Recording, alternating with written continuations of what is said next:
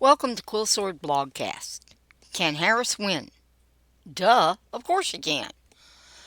At this point, her only hope appears to be that most of Trump's supporters decide not to vote, but that would give her the victory. Any hope in a storm, I suppose. I realize the three of you that clicked on this are only here for the proverbial popcorn and because you wanted to yell at me in the comments, but the point is still important. People are naturally lazy. Civic duty loses out to binge watching The Chosen. No spoilers, I haven't watched it yet. If we can convince ourselves that our little vote doesn't count, seriously, we have got to improve our first grade education. Didn't your teacher tell you that you have to count every member of a set to get the right answer? Voting is the same way. Every vote counts. Negation only works in algebra. You hated algebra, right? Okay then, let's stick with elementary school math and count all the votes. But there are so many. Surely one vote doesn't matter. Guess again. First off, it's never just one vote. If you're thinking about not bothering, so are 50 others just like you. If you kick it in gear and vote, most of them will too. Statistics are so weird, huh? Never mind. The principle is that each member of the group represents that group, at least in part. So if you get off the couch, odds are you aren't the only one who decides to not sit it out because one vote doesn't matter. Second, elections have been won by only one vote. Remember, you aren't just voting for president, but for all those down ballot offices as well, including the House and, in 2/3 of the states, the Senate.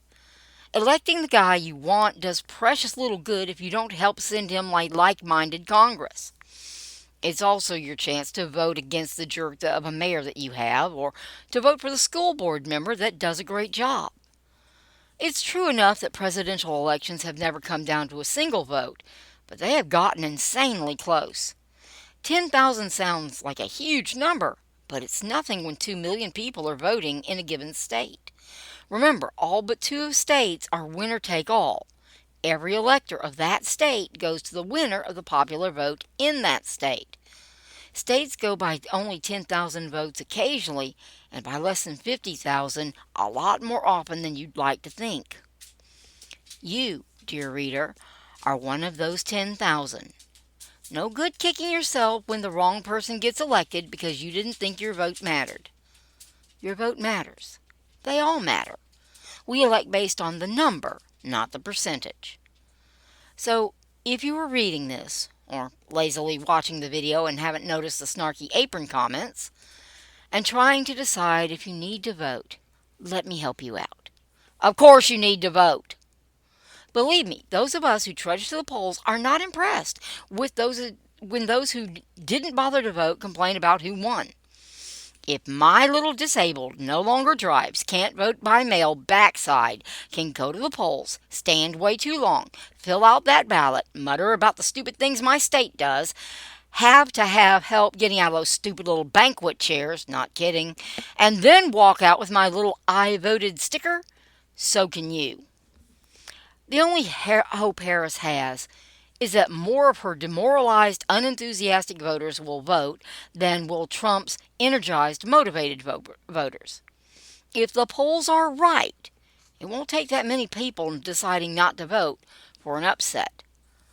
Let's face it, most of you reading this are Trump supporters. Is Harris likely to win?